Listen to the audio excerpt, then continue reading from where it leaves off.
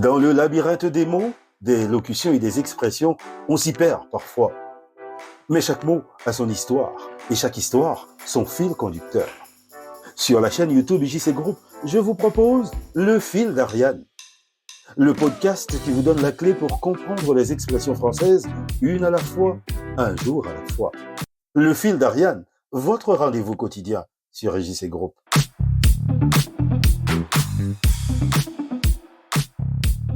Bonjour à tous, je m'appelle Israël Jackie Cantave. Bienvenue dans ce nouveau numéro dédié aux mots, aux locutions et aux expressions. Comme chaque jour, je vous propose d'effectuer ce voyage intergénérationnel consacré à la magie des mots et des expressions. Une machine à remonter le temps pour comprendre l'histoire et la mythologie et placer dans leur contexte les plus belles phrases exprimées par les esprits anciens, mais qui permettent de raconter des histoires contemporaines. Voici Le Fil d'Ariane. Le Fil d'Ariane, du lundi au vendredi sur la chaîne YouTube de IJC Group. Moi, les belles femmes, genre Aphrodite ou genre ma femme, sinon je vais me faire engueuler, ces genres de femmes me passionnent. Et si comme moi ça vous passionne aussi, alors vous êtes au bon endroit. Car aujourd'hui, les amis, nous allons rencontrer une très belle femme. Vous l'avez peut-être déjà vue à la télé ou sur une affiche dans les rues de Paris ou dans le métro de Montréal sans savoir qui elle est. Eh bien, je vous le dis aujourd'hui, c'est une égérie. Alors, l'égérie, c'est de son vrai nom Égéria, une figure de la mythologie romaine. En effet, Égérie était une nymphe des sources et des bois, souvent associée au culte de Diane et considérée comme une divinité des femmes et des accouchements. Selon la légende, Égérie était l'épouse ou la conseillère secrète du roi Numa Pompilius, le deuxième roi légendaire de Rome. Numa affirmait qu'elle lui rendait visite la nuit dans un bois sacré près de Rome. Lors de ces rencontres, elle lui dictait les lois religieuses et civiles destinées à organiser la cité romaine. En prétendant consulter une divinité, Numa donnait à ses réformes une autorité religieuse incontestable. Égérie, c'est donc une conseillère secrète et inspiratrice de sagesse. Le Fil d'Ariane, votre rendez-vous quotidien. Aujourd'hui, le mot est un nom féminin qui s'est largement démocratisé, prenant deux sens principaux. D'abord, inspiratrice ou conseillère. Il désigne une femme qui inspire les œuvres ou les actions d'un homme, un artiste, un écrivain, un homme politique. Ce sens est le plus proche de l'origine mythologique. Par exemple, on dira « elle fut l'égérie du mouvement philosophique de l'époque ».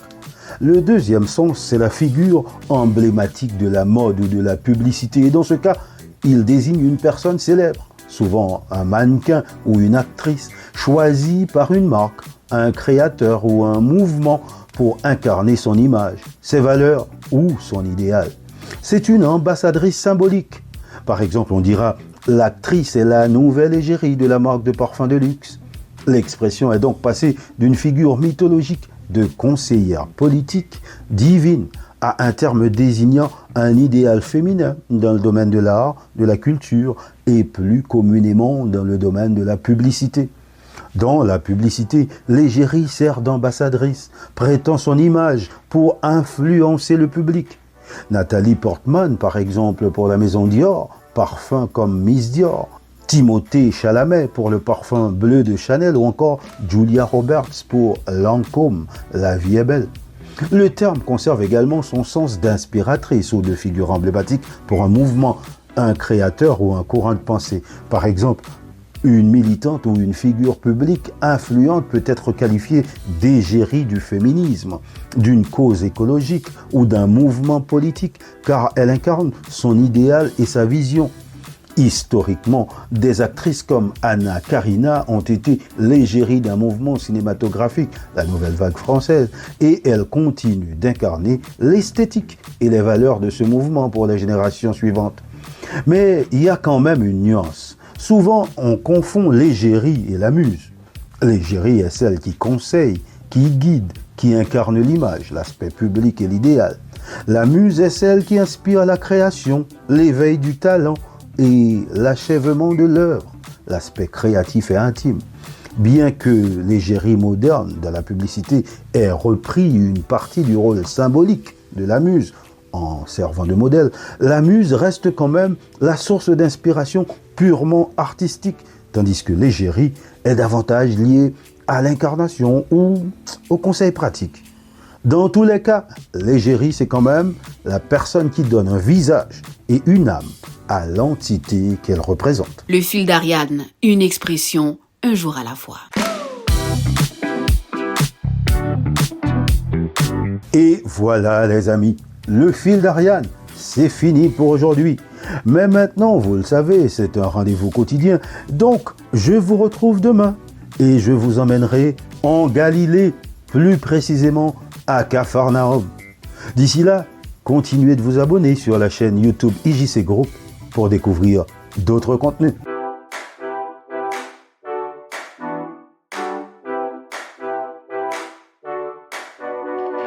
Dans le labyrinthe des mots, des locutions et des expressions, on s'y perd parfois.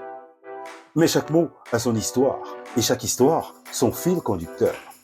Sur la chaîne YouTube IJC Group, je vous propose le fil d'Ariane, le podcast qui vous donne la clé pour comprendre les expressions françaises une à la fois, un jour à la fois. Le fil d'Ariane, votre rendez-vous quotidien sur IJC Group.